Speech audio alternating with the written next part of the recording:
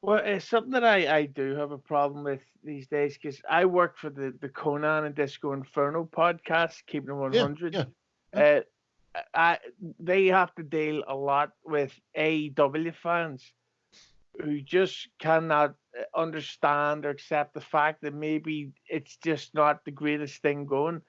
But one of the things that I was found weird that they just refuse to accept or understand is that AEW is not all that successful. Like they're definitely the number two company, but that's because of by what's the word, default. By default, yeah. Yeah, default. It sounds so smarter that way. But See, I don't mean to interrupt you, but see, I'm one of the rare people that enjoys both, and I will criticize both. I burn bridges that way too, whatever.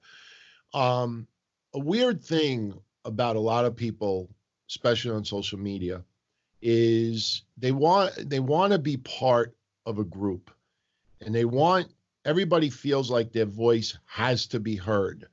And if you stay on the sidelines and you don't speak out and you don't get very animated and you don't get very vocal, then you're less of a fan or people don't pay attention to you. There's a lot of people online that again, I don't get it. I will not accept this that because someone is a podcaster, that the reason why they can rip the crap out of AEW or NXT or whatever it is because they're a podcaster and they have to cover that. It makes no sense to me because these same people, they don't cover Ring of Honor, they don't cover Impact Wrestling, they don't cover New Japan. They at the end of the day, they cover what gives them the most attention. mm, And for some reason, there is a core group of AEW fans and a core group of WWE fans as well, NXT fans, where, you know, if you dare support both, you're not a true fan of, you have to be one or the other. And at the end of the day, because people want to feel part of a group or part of a clique, part of a movement, that unless you are fully AEW and nothing else, you're not truly part of the movement. And if it does go to another level, you know, I remember ECW. I was a fan of ECW going back to '93. Went to a lot of ECW arena shows. I actually did a little work for them the last year and a half, pushing tickets and stuff. The original ECW had some wonderful opportunity, but the thing is that when they first announced their pay-per-view, Barely Legal in 1996, I think originally was announced. It didn't happen until May of '97 because of everything with New Jack and, Eric Koulis, I think his name was, and whatever. And it got, the cable companies got cold feet. But the one thing is that I remember this guy by the name of Tony Lewis who had a hotline called Strictly ECW. And he really, really pushed ECW. You had street teams. You had Gabe Sapolsky. You had others who really, Feinstein, who really tried to get ECW on the map. And when they finally got to pay-per-view, that core group of people, were all recognized for it, and they all deserved all the appreciation that they got.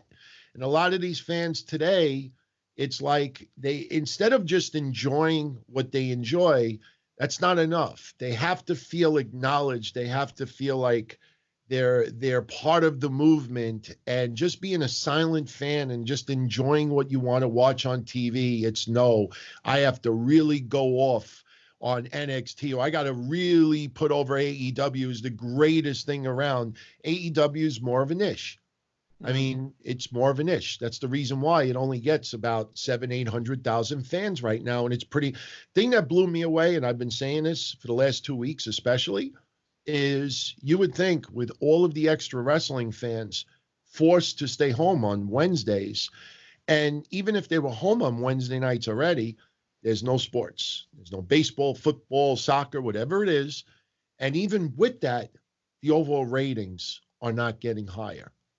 It's not because AEW is worse. It's just because it's more of a niche product. You have its core audience. And the one thing AEW's had a difficult time doing is trying to get that additional 10, 20% of fans out there to tune in. Matt Hardy debuts, Brody Lee debuts, and the ratings really don't budge. And this is in the middle of coronavirus. So right now it's more of a niche product.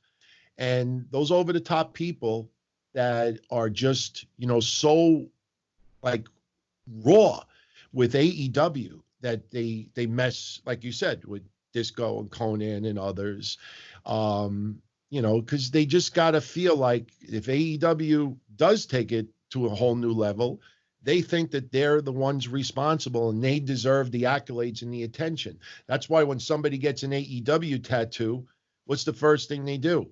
They not only run to social media to show everyone, but they got to hashtag every single person in AEW because they need that acknowledgement. It's no longer, hey, I'm a fan, I watch, I buy the merchandise. No, I need to be recognized. And that is the biggest problem with a lot of fans of today.